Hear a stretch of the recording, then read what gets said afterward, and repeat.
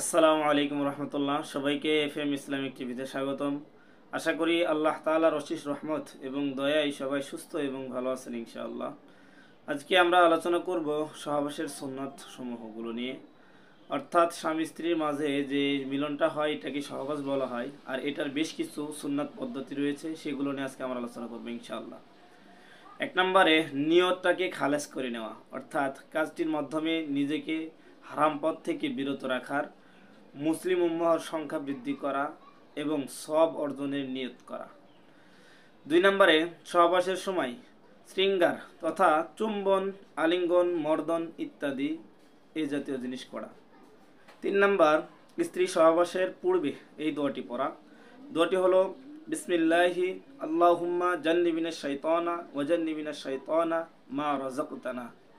দোয়াটি পড়ার দ্বারা একটি ফায়দা আছে, হলো দোয়াটি পড়ার পর সহবাস করলে সন্তানের উপর শয়তানের প্রভাব বিস্তার পড়ে না।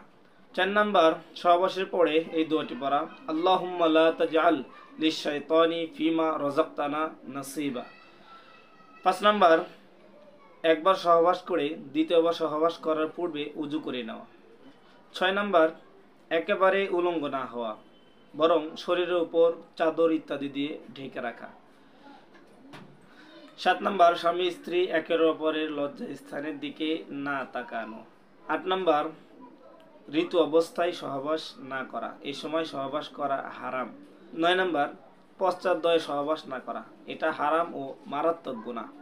হায়েজ অবস্থায় ইচ্ছাকৃতভাবে সহবাস করলে তওবার সাথে সাথে মুস্তাহাব হলো 1 দিনার বা 4 গ্রাম 374 মিলিগ্রাম স্বর্ণ বা তার সমমূল্য এই পরিমাণ টাকা সদকা করে দেওয়া, যা বর্তমান বাজার মূল্য 14 থেকে 15,000 টাকা আসে আর কি।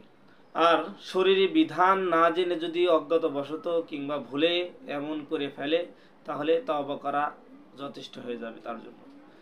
তো আজকে আপনি জানতে পারলেন সহবাস করার বেশ কিছু সুন্নাতগুলো।